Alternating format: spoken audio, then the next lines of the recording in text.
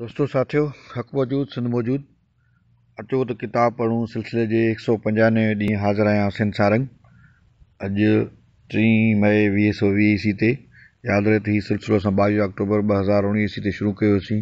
हिन सिलसिले में 8 किताब पढ़ी चुका आहियूं ऐं 9 किताब जेको अभ्यास हेठि आहे उनजो अनान आहे अंदर मुल अमल।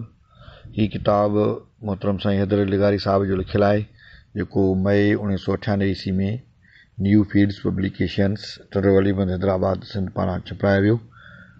हिन किताब में जेको असां मज़मून पढ़ूं पिया 2 ॾींहंनि खां, उनजो जेको उनवान आहे शाह लतीफ़ जे हवाले सां लतीफ़ जी हयात बख़्श जमालियात, ऐं अॼु उनजे 109 सुफ़े खां पढ़ंदासीं। जीअं मूं अॻु अर्ज़ु कयो तीअं हिते बि साहड़ ऐं ॾम जुदा ऐं मुतज़ाद इम्कान आहिनि। सागिरत बंभोर ऐं केच बि जुदा इम्कान आहिनि। उन्हनि मां हिक खे ॿिए लाइ छॾिणो ऐं क़ुर्बान करिणो आहे। जहिड़ी तरह मुतवक़ बुलंदियुनि ॾांहुं परवाज़ लाइ मौजूदु पस्तियुनि खे अलुदा करणी पवे थी, पोइ भले माण्हू उन्हनि सां केतिरो बि मानूस थी वियल छो न हुजे, उहे बहरहाल छॾणियूं ई पवनि थियूं। जीअं मूं अॻु अर्ज़ु कयो, बहितर ऐं बरतर माग माणण लाइ कमतर मकान तुर्क करणा पवनि था। इहो नफ़ी दर नफ़ी जो सिलसिलो जेको हिननि वजूदी सूफ़ियुनि वटि हिकिड़ी मुस्तनद निसाब जी हैसियत रखे थो, अहिड़ी तरह उन नाह खे मुकमल तौर अख़्तियार ऐं पाण ते हमार करण खां पोइ ई हू पंहिंजे मक़सूद ऐं मतलूब जे दीदार ऐं ज़ियारत लाइ पाण खे अहल बनाइनि था। परे पियनि परो नाथ ॾिठऊं नाह में, या नाह या अज़ीम नफ़ी ॾाढी क़ीमती वथ आहे। तख़लीक़ जो जहिड़ो कर निचूड़ आहे, जंहिंमां असीं हाणे सरदस्त इहा मुराद वठी सघूं था त इहा आहे महलिक मज़मूम मायूब ऐं मुदख़ारिज इम्कानात जी मुकमल नफ़ी। तलब ॿिनि मां हिक खे रद्द करे ॿिए खे इख़्तियार करे, जेसि ताईं इहो इंतिख़ाब हिन खां नथो थिए या थी सघे ऐं हू ॿिन्ही जे विच में कशमकश ऐं गोमगो वारी कैफ़ियत में आहे, जंहिं सूरत हाल जी बि लतीफ़ हीअं तर्जुमानी करे थो, ॻोरा ॿेई पार हीअं हैरत में पियो वेहां तां वेर मथे नींहं में पए निहार, वञा तां वाको थे पाड़े पई पचार, हुत थी वाइदे वार हुत सोटूं ॾेम सरतियूं। तेसीं बहरहाल हिन खे मशवरो इहो ई बहितर इंतिखाब वारो आहे त मर्ज वटि मिहार मतां मोटे सुहिणी, अॻे पोइ मरां मार्ग में। इहो मौत लोभ कीने रिया ऐं तमा वारी तशख़ुस जो मौत आहे।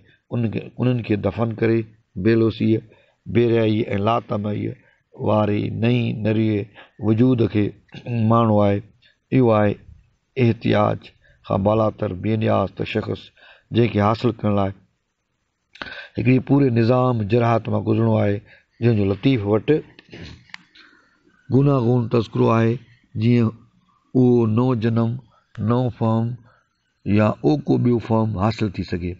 अॼु अखियुनि सी कोठे कुठाऊं, मास विराहे हलिया करंगल छॾियाऊं, मोए मारियाऊं खिली घायो सॼणे। सभु नंगियूं थी निकिरो लालच छॾे लोभ, सुपिरियासीं सोभ निंडूं कंदे न थिए। कंहिं ॾाढो चङो चयो आहे त निशाद सानिया जी हक़ीक़ी तारीफ़ इहा आहे त उन में नज़री अक़ीदतनि ऐं अमली हक़ीक़तनि में वहदत या सरचा वारी तब्दीलीअ जो रुझान ऐं ज़ौक़ पैदा थिए। फ्रांस बैकिन साफ़ तौर ते चयो, people practice not truth but expediency और nonsense try to remove that duality. एतक़ाद ऐं अमल जी दोही जी उहा जंग ऐं कशमकश इंसानी मज़ाज ऐं अख़लाक़ियात जो पुराणो मसइलो आहे ऐं अहम तरीन मसइलो आहे। समाज में बि मौजूदु उन निफ़ाक़ इंसान खे साफ़ सुथरे फर थी रहण खां पासीरो पे रखियो आहे। शायदि इहो ई हर दौर जो ऐं हर समाज जो वॾो मसइलो आहे ऐं इहो तज़ाद पिणु जंहिंजो हल तलाश करिणो आहे। साले ख़ुदी जी तलाश, ज़मीर जी तलाश, अकुल ऐं जज़्बे जे उसूली इतिहाद जी तलाश, यानी जबल ते आला शौर जी फतेह जी ख़ूबसूरत जशन जो इज़हार इंसान जो क़दीम ख़्वाब बि आहे ऐं जदीद बि। मूं हिन खां अॻु ताज़ो पंहिंजे हिकु मज़मून में, जंहिंजो उनवान आहे लतीफ़ जे कलाम में वजूद जी ख़ला, जेको सिमाही मेहरान जनवरी मार्च 1996 ईस्वी वारे पर्चे में छपियो आहे, लिखियो हो त लतीफ़ वटि हुस्न जी तस्वर जो जमाल जो पहलू जलाल जी ताबे आहे। उन जी शरह इहा आहे त लतीफ़ हुस्न जी वस्फ़ जलाल जी हर की सिफ़त ऐं उन जी वक़ार ख़लाक़ियत खां घणो मुतासिर आहे। जलाल में हरकत, हाकिमियत, हिरारत ऐं जरात जा जी अंसर आहिनि। लतीफ़ उन्हनि जे क़दुरदान ऐं सनाख़्वान आहे। इन तरह हुस्न जे जमाली पेकरनि जी भेट में हिन वटि जलाली किरदारनि ऐं पेकरनि जी कसरत आहे ऐं वटसि उन्हनि लाइ तरजीह अहमियत आहे, यानी उहे किरदार जेके वढण वढजण ऐं कुहण कुसजण लाइ हरदम तयारु आहिनि। जा वढी तां वेह न त वठियो वाट वऊं तूं, ही तनी जो ॾे कात जनी जे हथ में। हू लऊं बि उन्हनि सां थो लाहे जिन वटि कात आहे। काती जन गरी मां लऊं लॻी तनसी, मोहबत जे मैदान में वञा पेर भरे, अॾीअ सिर धरे मां न कोहनूं सुपरी। हुन जी कोयारी जी माहियत में ई कात आहे। कोयारी थी कात मुयो मारण आयो, हू मर हो त हयात आऊं मुयाई घोरी। अखियूं उॾाई खणी जेॾां कातल कुल, मथो कन न मुल पिक बराबरि पाइजे। संदसि मिजाज़ी हुस्न जो तसवर बि घणो थोरो जमाली पैकरनि जी निस्बत में जलाल जो मज़र आहे, छाकाणि त जलाल जी सिफ़त में तहरक ऐं तलातम आहे ऐं उन जी जाराना अदा लतीफ़ लाइ ॾाढी मानाख़ेज़ आहे।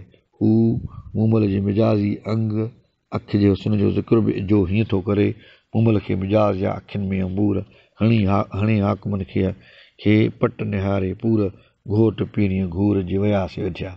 मूमल खे मिजाज़ या अखियुनि में अलमास न का आम न ख़ासि जे वयासीं वधिया। गुजर खे गजमेल जूं तारनि में तबरूं हणी हाकमनि खे ज़ोर भरियूं ज़बरूं, काक कंधी कबरूं पसो परॾेहनि जूं। सुरासा में हिन जे किरदार जूं अखियूं वेहण जा वॾा वज थियूं ॻोल्हीनि। अखियुनि खे आहिनि वॾा वज वेहण जा, मंडे बीठियूं मामरो झेड़ो न लाहीन, जीअं से ककर उभ में तीअं आगमियूं आहिनि, जुड़पड़ न लाहीन वसन सावण मींहं जीअं। हुस्न जो तसवर लतीफ़ वटि मारे पोइ जियाण वारी सिफ़त जो हुस्न आहे।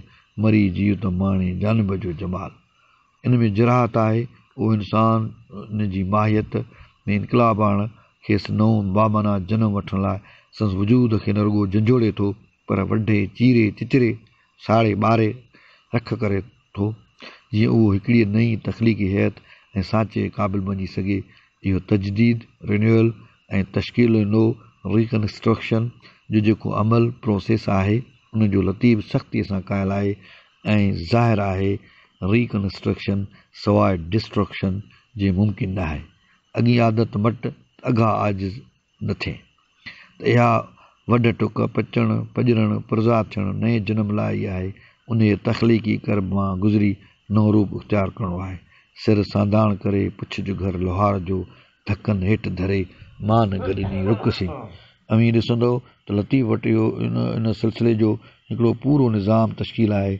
अदावत जो हिकिड़ो घराणो आहे, जलाल जो हिकिड़ो न बल्क कई इदारा कमु कनि था। इहो सिलसिलो संदसि साल जे पहिरीं सुर कल्याण खां शुरू थिए थो। कल्याण जा इब्तिदाई हमदिया कलमात वारा कुझु बैदि छॾे वहदहू जे वढिया जी तरकीब सां हक़ जे तालिब जी उहा तारीफ़ शुरू थिए थी। अॻिते उहा हीअं नमूदार थिए थी, सिर ढूंढियां धड़ न लहां, धड़ ढूंढियां सिर नाहे, हथ करायूं आङुरियूं वया कब्जी काए, वहदत जे विहां जे वया से वढिया। तंहिंखां पोइ सुरयमन कल्याण जे टे दास्तान जा लॻभॻि सभई बैत अहिड़नि ई पेकरनि ऐं इस्तारनि जो मज़र आहिनि। कट कढ़े लोह ॿरे धूदा जित धगन, मतरकनि मोह कढिया सांधाणियूं सिकनि, अॼु पुण आगणियुनि मेड़ो आहे मच ते। अॼु आगड़िया आया साहू खे सुञाण, लाहींदा मूरियाण रुख करींदा पधरो। इहो सॼो तश्कीलनो नए सिर बणजण ठहण बहितर सूरत ऐं शकील इख़्तियार करण जो हिकिड़ो बख़्तावर अमल आहे, जंहिं दौरान अहिड़ी ज़रब ऐं करब तपश ऐं आतश मां गुज़रणु लाज़मी आहे। तबियात खां वठी हयातियात, नफ़्सियात ऐं समाजी हैतनि जी इस्लाही ऐं इनकलाबी तामीर नो लाइ उथल पुथल ऐं काया पलट जो इहो ई निज़ाम अमल आहे ऐं इहो बिल्कुलु फितरी ऐं मंतिकी आहे। पचाए पुहाण जिन रसाइणो रुख खे तनी संदो ॼाण आहे अखड़ियुनि। जीअं पहण या पथर जे कचे धातुअ जी कीमियाई साख़त खे ज़ेर ज़मीन हरारत तबी तौरु पचाए रास करे लोह ऐं रुक जे मरहले ते आणे थी। उहा ई जदुल, उहो ई सिलसिलो। लतीफ़ चवे थो संदसि तालिब जिन खे हू आॻिया चवे थो ख़ूब ॼाणनि था, छाकाणि त उन्हनि माहिर जी तरबियत ऐं सोबत मां गुज़रिया आहिनि। इन जी हक़ीक़त जे अबलाग ऐं ताईद में अमी जाइज़ो वठंदो त उन दौर जी सिंध जे समाज जा जेके बि हुनर, धंधा, कारीगरियूं, पोरे जा मज़र ऐं ॿिया इदारा आहिनि, लतीफ़ उन्हनि जो निहायत फ़नकाराना अंदाज़ ऐं बेहद ख़ूबसूरत पेराइनि ऐं इस्तारनि में ज़ाहिर कयो आहे। लोहार को धंधो हुजे, कोरीअ जी उणत हुजे, पिञारी जी पिञ हुजे, कुभार जी आवीअ जी आग या मुखीअ जे मट जी ॿध जो चिकायल आतिशीन आब हुजे, लतीफ़ जी बसीरत जालू उहे हंध ऐं बाग़, कमरा ऐं कोठियूं बहस के रवाजी हट ऐं दुकान आहिनि, बल्कि हिन जे इस्तारे में उहे सीरत साज़ इदारा आहिनि जिन मां सालिम साबित मुस्तहकम ऐं मुस्तनद तशख़्ख़ुस सर्जे थो। उहो लतीफ़ जी बसीरत अफ़रोज़ ऐं हुसन परवर निगाह जो एज़ाज़ आहे। उन सभिनी मंज़रनामनि मां लतीफ़ न रुॻो नए सेहतमंद इंसान जी सर्जण जी मुतमनी आहे, बल्कि पोइ उनजो किरदारु हिकिड़े फौलादी इंसान जे रूप में निर्वार थिए थो, हिकिड़े सुपरमैन जी सूरत में, जंहिंखे न का कुदरती आफ़त साए हटाए मारे या मञाए सघी, इन की दुनिया जहान वारनि जा हथरादू मांडाण हुनजे लाइ का रुकावट बणिजी हिन जे आलो को जटाव करे सघनि था। अहिड़ो किरदारु जंहिंखे को तस्ख़ीर न करे सघे, शिकस्त न ॾेई सघे, गौर करियो लतीफ़ उनखे अहिड़े अॾोल अणमोट पेकर में पेश थो करे जो हू मौत खे मात करे थो। जीअणा अॻे जीअ जियां जुग जुग से जीअनि, उहो मोटी कीन मरनि मरणा अॻे जे मुआ। अहिड़ो किरदारु जंहिंखे मेहराण त छा ॿोड़ींदो, पर उहो ख़ुदि मेहराण खे ॿोड़े थो छॾे। ससी साऊ सायर ॿोड़ियूं, मुंद ॿोड़ियो मेहराण, विञायो पाण हणी कंध कपनि सी। उनखे बाहि त नथी साड़े, पर हू पाण बाहि खे साड़े पिचाए वसाए थधो करे थो छॾे।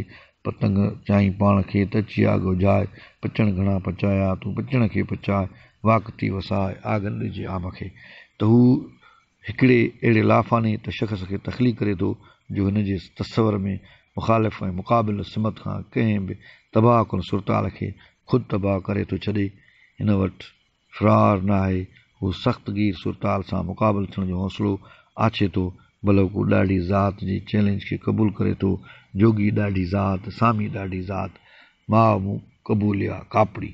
हू हिकिड़ी अहिड़ी बेमिसाल हयातियाती क़ुवत जंहिं लाइ फ्रांसीसी फ़िलसुफ़ बर्सगान एलन वाइटल जो फ़ुक़रो इस्तेमालु कयो आहे, जे मिराज जो पेकर ऐं मज़हर बणिजी थो पवे, जो वॾे एतमाद ऐं बेनियाज़ी सां इहा दावा थो करे त ससीं लंघियो सो मर्द जंहिं मात कया, जबल वॾो जो नूण मिड़ियो ई नीह खे, या आॾो टकर टर पता रोह रतियूं थिए, या तूं जे पढ़ण पॿजा त लिंग मुंहिंजा लो।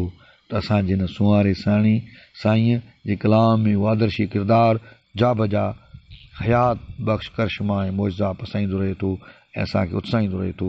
असांजा उहे अकुलमंद नकाद जंहिंजी निगाह लतीफ़ जे फ़िक्र ऐं तसवर जी रुॻो हू चवनी तूं मचो या निमी खमी निहार वग़ैरह जहिड़नि चंद ॿियनि किन तरकीबनि ते अची अटकी बीह रहे थी, उन्हनि जो ध्यानु लतीफ़ जे अहिड़े अखट हौसले ऐं हासिलात लाइ आरज़ूअ जी लाहद ॾांहुं अलाइजे छो नथो वञे।